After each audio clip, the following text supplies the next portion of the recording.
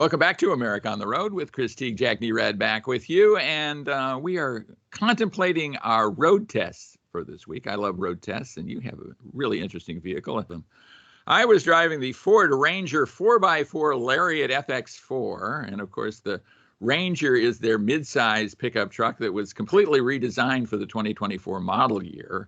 Completely new styling, both inside and out. A lot of the styling is reminiscent of the F-150, which makes a lot of sense, the market leader in the full-size truck realm. Ford had exited in the American market, the midsize truck market, for a while, and then has come back in. It came back in kind of late with a previous edition of the Ranger. Now this Ranger is designed with North American market in mind as well as world markets. The vehicle I had a turbocharged 2.3-liter four-cylinder engine, which is the base engine. You can get a twin-turbo 2.7-liter V6. You can get rear drive or all-wheel drive, and as I mentioned, or four-wheel drive, rather. And as I mentioned, I had a 4x4. Before I go any farther, Chris, I mean, just what's your overall reaction to the looks of this new vehicle and the fact that Ford is, putting a lot of effort into this segment? I really like it. The last Ranger we had was one that had debuted at a global market several years before we got it. So it was already old by the time we saw it. Right. This one's a little bit closer to be in alignment with the other markets. So I like the styling. The interior definitely got a good glow up. I always felt the last one was a little basic. So I'm on board with it. I've only sat in one. I haven't driven one yet. I went to a dealer a few weeks ago and checked it out, but I'm excited. It's offered only in a crew cab with 4 full-size doors, which is what pretty much everybody is buying. What it does, though, is it kind of limits the bed size, but I guess that's okay with most people. It does have a completely redesigned interior with a large vertically oriented infotainment system that works well. It runs Sync 4, which is a very, very good system. And I think it's right up there with its competitors. Certainly the Toyota Tacoma is kind of the 800-pound gorilla in this segment, and there's a new one of those as well. But the 5th generation Ranger is very, very cool. Price runs from about $35,000 up to $45,000 as a base, and then I'm sure you can get one if you add enough stuff to be over $50,000. The vehicle I tested, I have the Monroney, but it's a vehicle not for sale, so it doesn't have an actual price on it, but my guess is it would be something in the $50,000 range. It's got a lot of stuff on it, which is good. I like the stuff, but if you were budget shopping, you might want to go for something like an XLT version as opposed to the Lariat version I had.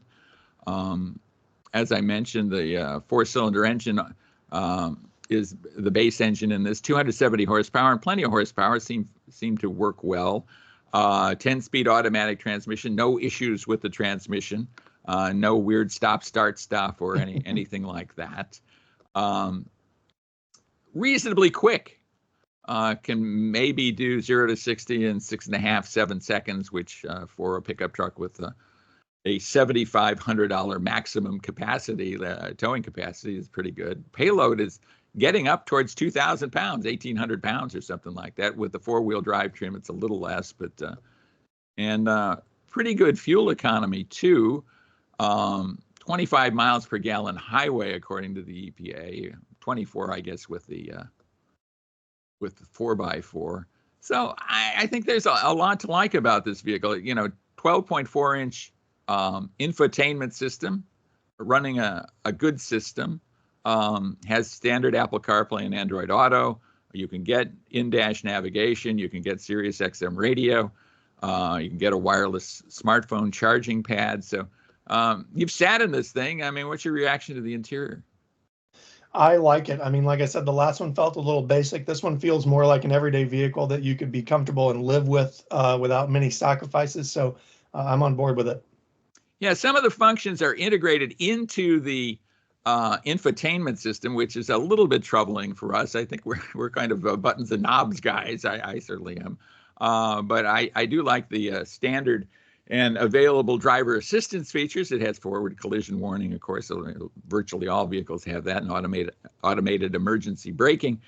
You can get blind spot monitoring, which my vehicle had, rear cross traffic alert, adaptive cruise control, a lot of those things. So overall, I mean, this is a player. I mean, absolute player. I think it can play in the same league absolutely with the Tacoma. The Tacoma is very good. And if you want a vehicle with better ride quality, I think the ride quality of the Ranger is much superior to the Tacoma, which still has a tendency to jar your feelings a little bit. What are your thoughts on that?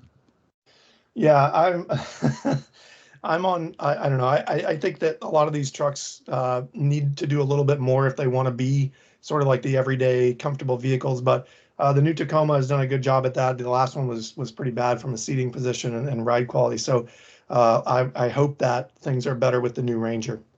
Yeah, seemed to be. I mean, I liked it a lot. So certainly one to look at. Nicely priced between $35,000 and $50,000, something like that. So take a look if you're looking for a vehicle. Actually, if you're looking for a full-size pickup truck, you might want to look at the Ranger too, because it's getting to be where it has that kind of functionality, both towing and payload functionality. So look for that. Yeah. When we come back, we will have a special guest. His name is Brad Arnold. He is a Hyundai designer, and we'll be talking about the 2025 Hyundai Tucson. He had a big hand in the design of that, so we'll chat with him about that. I talked with him on a recent event, so stay with us, and we'll be right back right here on America on the Road.